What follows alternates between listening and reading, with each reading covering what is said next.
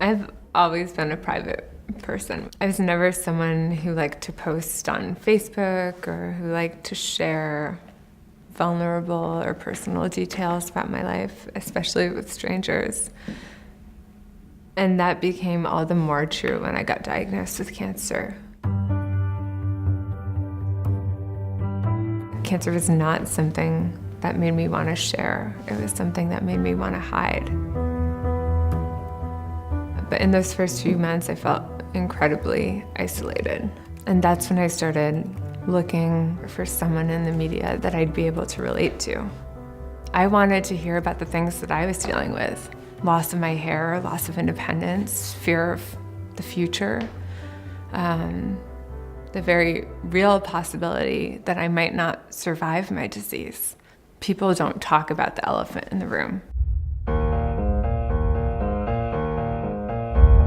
When I didn't find that voice, I started writing first in my journals and later in a WordPress blog, and then eventually in my New York Times column, Life Interrupted.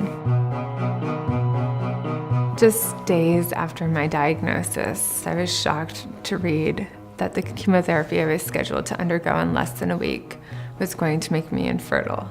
The idea that this wasn't something that had been brought up with me shocked me, and it made me really angry. So one of the first columns that I ever wrote was about that fertility process. I was shocked by the response that I got, something like 400 or 500 emails from other patients who were my age, who were also inpatient in the hospital in isolation.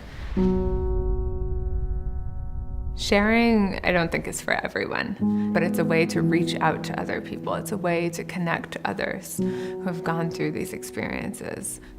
Don't get me wrong, cancer is terrifying, and I still feel scared on most days. But I think that was the first time that I realized I wasn't completely alone.